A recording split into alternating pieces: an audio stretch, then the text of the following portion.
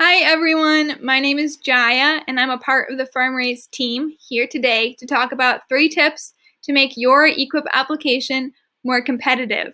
So EQIP is the Environmental Quality Incentives Program, which helps provide funding for producers to address existing resource concerns. So let's dive into how they score EQIP applications. So EQIP applications are scored different in every state. That's because each state gets a pool of funding and then they get to decide how they want to divide that funding up into different funding pools that will address different resource concerns based on what the state cares about. So what you want to do is find out what they care about so that you can get the maximum points, because you might get a certain amount of points for one conservation practice, a certain amount of points for another conservation practice, and you want to make sure you get the most points you can, because then your application will be ranked against other applications. So let's get to those tips to make your application competitive. The first one is to go to your state NRCS website under the EQIP tab and check and see what those priority resource concerns are. So as I mentioned, every state has different priority resource concerns based on what they want to address. So make sure to tailor your application to those priority resource concerns. For example, in Utah, a priority resource concern is organic matter depletion and surface water depletion. So if you were wanting to implement cover crops through EQIP, you could tailor your application to talk about how cover crops are going to help those resource concerns. So that's a great way to make your application more competitive and get more points.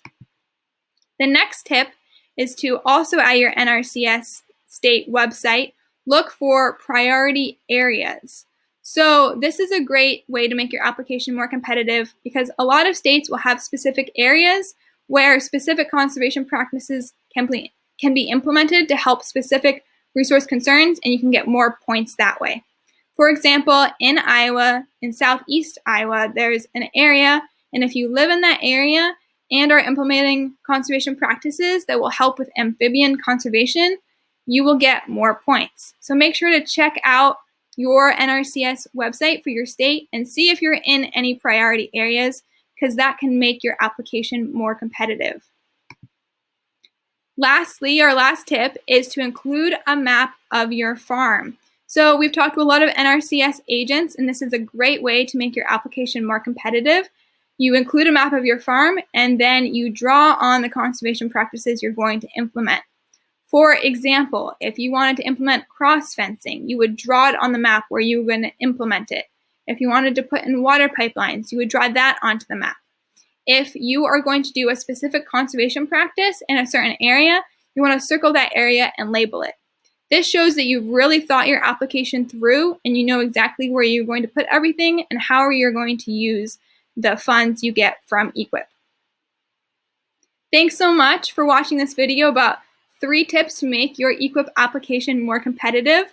Head on over to farmraise.com if you want to learn more about how you can make your EQIP application more competitive. And we can also help you with the paperwork through our streamlined EQIP application process. We would love to partner with you. Your success is our success. Thank you so much for watching.